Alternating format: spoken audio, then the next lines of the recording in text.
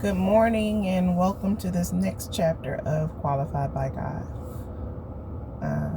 This next chapter is really just the beginning of my first marriage. Listen, I consider myself to be Liz Taylor. Now, if you all know anything about Liz, she had several husbands.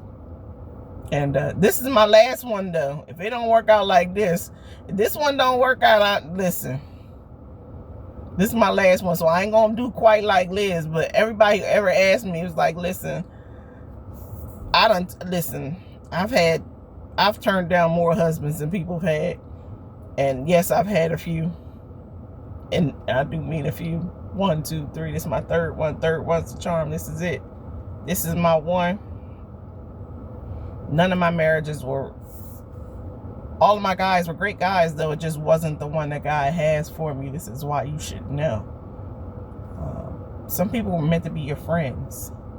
And that was the extent of the relationship. Some people are meant to be in your life for a season. When you try to make different things out of things that ain't supposed to be, then the outcome is horrible. Because all of my husbands are great men. For the most part, they were great men. I can't take anything from them. It's just that we were outside of the will of God. And some other spiritual dynamics took place. So where I am now, with the husband that I have now, I know that God had prepared him for me and prepared me for him, and without a shadow of doubt. But that wasn't the case before.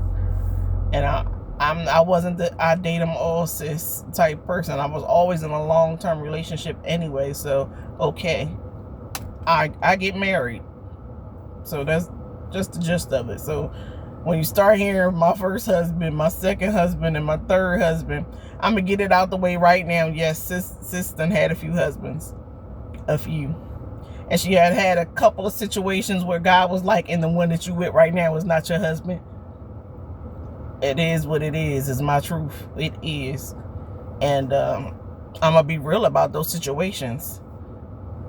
But I'm saying it up front now because I know you're like, my first husband. How many husbands she done had? 3. Married right now to my husband number 3. A great man. Husband number 2 was a great man. Husband number 1 was a great man.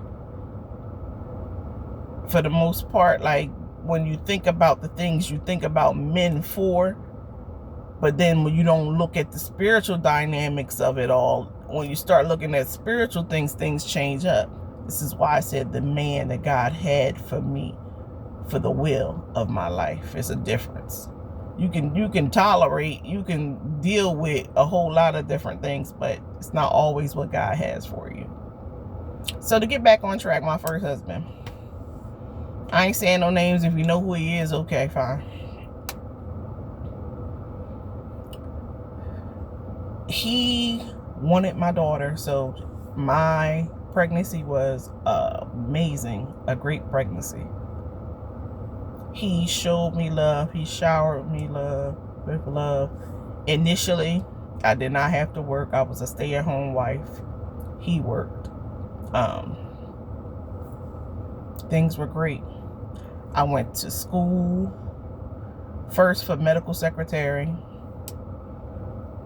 And then decided once I started seeing doing the calculations, and it's like, wait a minute, I gotta learn all of this, and then I'm only gonna be being paid this amount of money. I said, this ain't adding up. So I knew that wasn't. I said, I don't think I want to be anybody's secretary, but I wasn't sure what I wanted to do. And then after that, after medical secretary school, I ended up going to nursing school. But the one part about my first marriage that I wanted to share with everybody is, although he was a provider, and I get this from my dad, a provider, my experience of a provider then was a man who went to work and took care of the bills and fed you. That was the extent of my example of a provider. So when I say provider for him, he checked off all those boxes. I now know that more is required of a husband. I know that now, but that was my standard then for a husband. So for me then, he was a good catch. You know what I mean? A good catch. It just made sense for me to do whatever I needed to do to keep him happy, because coming from where I came from, think about it, inner city. And although my dad owned his home, I never left the city. I never seen nothing. I wasn't exposed to anything. And then this new guy comes along from Westchester, PA. If anybody knows, that's like the suburb. His family owned their own single family home. You know what I mean? His father owned his own business. Like, you think about all the boxes you checking off as somebody who never had nothing. You really think like, okay, I need to do whatever I got to do to make this work, because this ain't gonna happen again. So I'm a stay-at-home wife or whatever, and then something happens where he loses a job. And if you know anything about assistance, you can still get assistance when you're married. It just has to go in your husband's name.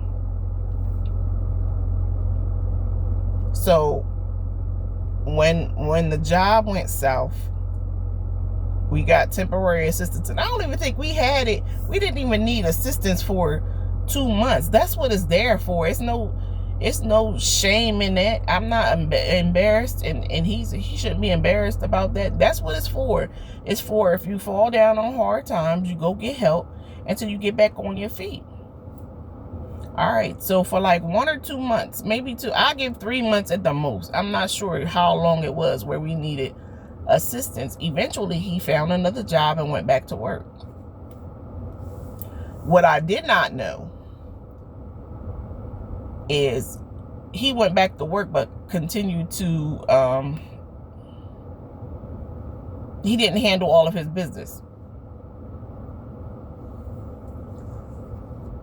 And as a wife, people expect for you to know everything that's going on. You're not, they didn't believe that I could not know what's going on in the house. Now, had I been, and now that I know, of the Caucasian persuasion, those women don't know what's going on in the house all the time. All they do is stay home and take care of the kids. And their husband handle all the other financial stuff and all this, that, and the other. They don't look crazy for not knowing what's going on with money and all that kind of stuff. However, I didn't know. So something had transpired, and because I didn't know, I ended up having to deal with stuff I don't feel like I deserved, I should have to deal with. So I said all that to say that at that moment, in my mind, I made a decision to never need a man ever again. Is that God's plan for your life? No. But who was following God's plan at this time? Not me. That's not God's plan for your life. If you have the man that God sends you, you can live your life according to the way God tell you to live it. But that wasn't my story at that particular time.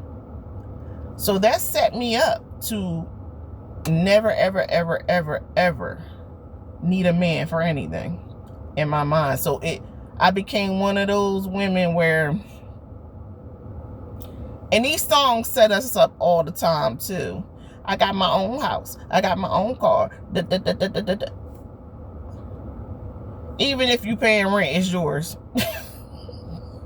You don't own it, but it's yours. You know what I mean? But basically, I got my own place. Like, I don't need nobody for their house. I got my own transportation. I don't need nobody for that. Like, I don't need you for nothing at this particular time. And because that's what ended up happening, I decided, okay, I'm going to go to nursing school. So I'm still in the marriage. I go to nursing school. And I talked to him about going to nursing school. I make the decision to go to nursing school. And he decided that he don't want to be with no career student. This is what he tell me. At this point, I did go to medical secretary school and quit because I decided this isn't what I want to do. So now here I go saying I want to go to nursing school. So this is the second thing I'm saying I want to do, and I didn't complete the first one. So hindsight, I could understand how he felt the way he felt. Hindsight, I could definitely understand it to a degree, not to the degree of divorce, but I could understand how he came up with the conclusion like this girl, she's just gonna be going to school forever, ain't gonna accomplish nothing, but she just want to go to school. I get that. I get how you get that. So we end up separating, and at this particular time, we separate. My daughter is 2, getting ready to be 3, I'm thinking, or she's 3. Not really sure about the age, you know. She's young. She's a toddler. And we decide to separate. Before we separate, I get pregnant again. And I develop a urinary tract infection, which turns into a bladder infection, which turns into a kidney infection, which causes me to go into preterm labor and give birth at around 25 weeks. And I lose that baby. Her name was Faith. So after all of this happened, in my mind, I'm like, you know what?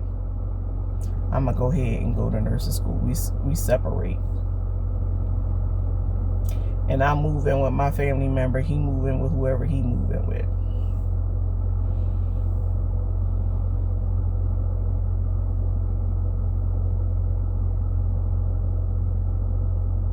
And I go to nursing school.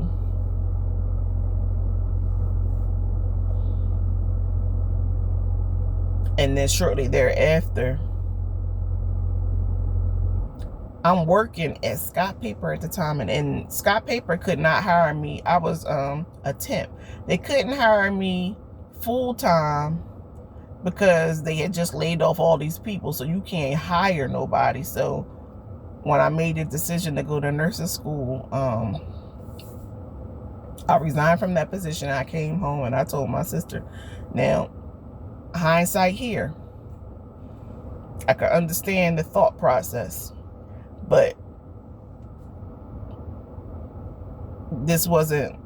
I wasn't trying to live off anybody. So when I tell my sister, who I'm just moving in her house, she ain't got no kids. I'm staying there with her. I have a toddler. I was employed, but I just quit my job to go to school. I get the thought process of what she was thinking. So immediately after that, she decided that, listen, you can't stay here.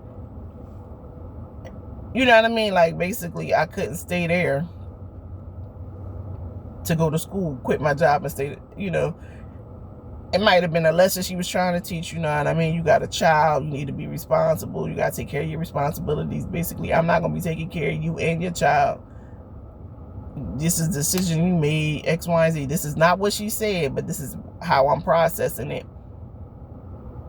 now that I'm looking back. So I leave her house and I move into a shelter to go to nursing school. So during nursing school, me and my daughter lived in a 1-bedroom with bunk beds. And I'm going to go down there because it's still there. It's on Norris Street. I'm going to go in and I'm going to take a video where we actually lived. It was a bunk bed.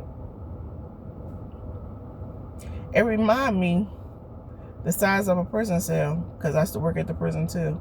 And when you go in there, the size of the cell, it was about the same size. Might have been a little different. The differences I had Because I was on the corner, I think I had 2 windows, so that's a little bit different. And I could leave when I get ready. So I'm not trying to say I was in jail, but I was in a homeless shelter. And I went to school in a homeless shelter. And I went to school in a homeless shelter.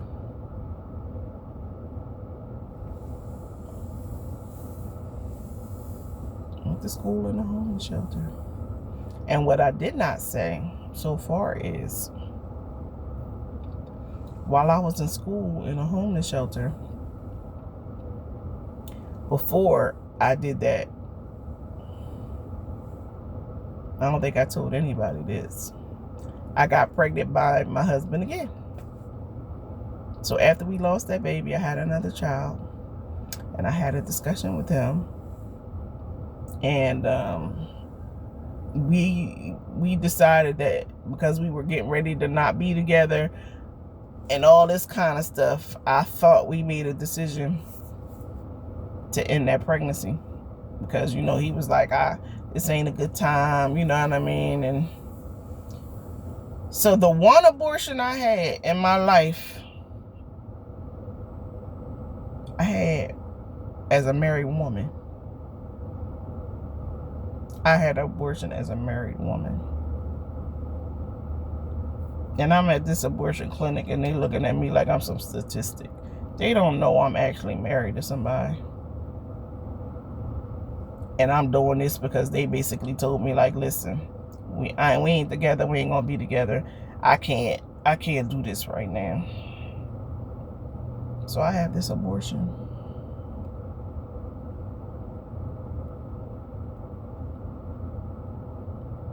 I go into this homeless shelter. So I start nursing school.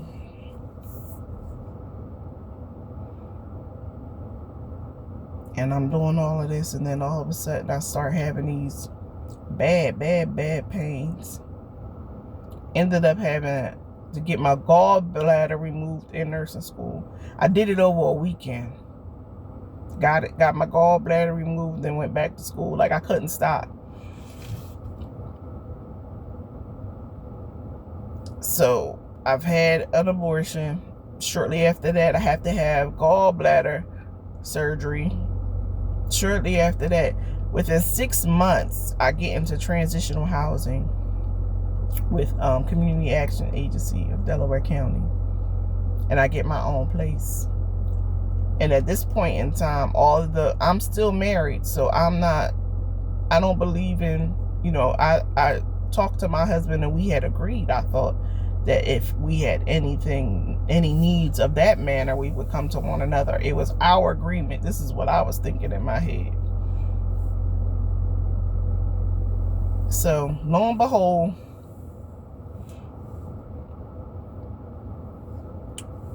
I'm entertaining my husband the way married folks entertain each other.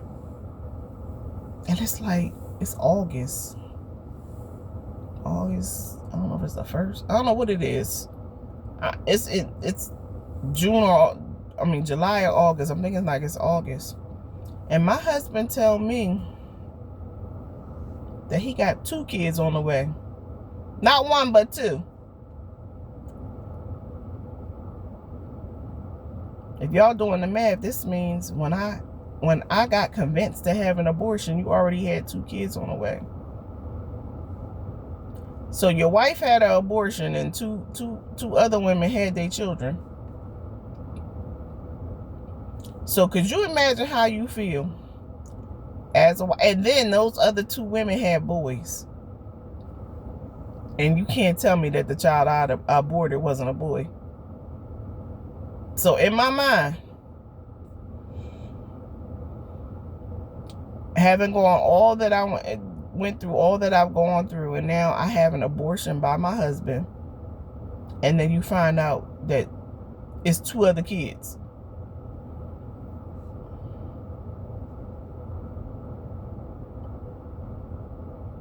What that does to your mentality as a woman who isn't anchored in the things of God, your self-esteem, everything. That changed me. Along with everything else I've been through, that changed me as well. That changed me as well. So I'm sharing all of this to say a few things. One,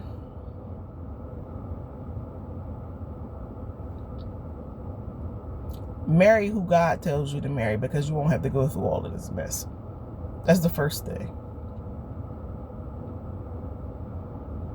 That's the first thing. We have a whole lot of worldly advice. I could say a whole lot of things here. But really, it's not even necessary, because if you're in the will of God, God has what's perfect for you. And although I'm not saying every marriage that's done under the will of God is a perfect marriage. That's not what I'm saying.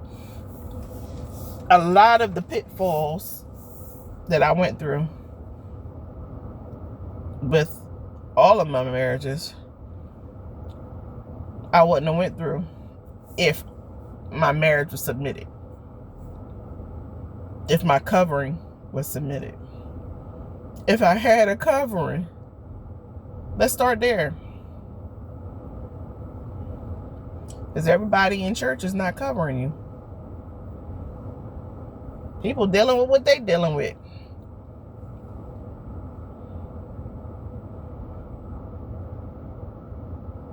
I have wonderful examples of godly marriages all around me.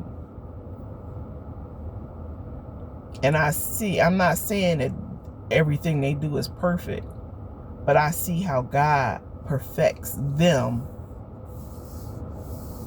in their marriage. And I believe that's how he intended it. So I could say a whole lot here, and I almost did, but the Holy Spirit just checked me. Because there are some worldly standards that you may hear. Don't fall for that. Don't fall for that. Don't fall for that. Don't ever need a man for nothing. Because your husband is supposed to take care of you. He's supposed to provide for you. There's nothing wrong with needing a man for something. There's nothing wrong with that. If he's the right man. There's nothing wrong with that. If nothing else, I wish somebody would have sat me down and told me, don't fall for that trick of the enemy. Because I've been burning my brow and being Miss Independent ever since. And truth be told, after that, I wouldn't really date nobody that could do anything for me. But that was something in me, because now I needed to be in control. And you can't control me if you ain't got more than I got.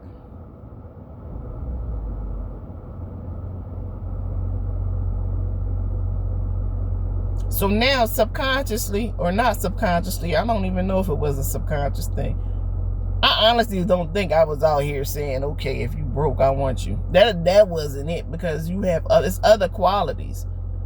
They were great in other qualities, and they might not have as much money, but they were hard workers. You know what I mean? So they made up for it. I can't take nothing away from anybody, but I do know that if like a man that was like on my level financially or above, I wouldn't really deal with, because I ain't need you. I didn't want to need you. I didn't need you for that. And in my mind, whoever had the money had the control. You know what I mean? So I just really wanted to share that, to share, that portion of it. Don't fall for the, I don't need a man. I don't want to need a man for nothing. Don't do that. And you won't have to deal with multiple children at the same time if you're operating within the will of God. Even if it's a slip up. I'm not saying slip ups won't happen. I'm not saying things aren't perfect. But God gives us power. And you're in covenant. So if you're doing what you're supposed to be doing as a wife, covering your husband spiritually, praying for him. God will show you when stuff about to go awry, and then you know how to pray to cover your husband. So I'm not saying flirtation, because everything starts with a thought. I'm not saying he might not think something. I'm not saying he might not see something, but it progresses. God, the Holy Spirit, will show you where things are in its infancy stages, and then you know how to pray and make things happen in the earth to change all of that. That it doesn't mean that the outcome has to be what the outcome has been. So I almost went a whole different way, but this is why I love the Holy Spirit, because he checks you in the moment, and this is why we need him. For those reasons. So I just want to thank you for taking the time to listen to me today. Getting off of work, still not walking, because I really don't think I'm ready.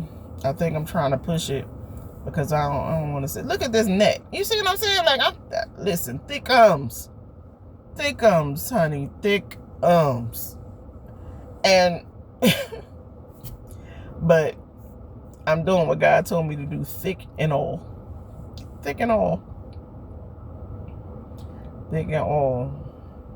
So again, thank you so much for taking your time to actually listen to what God has been trying to tell me to share.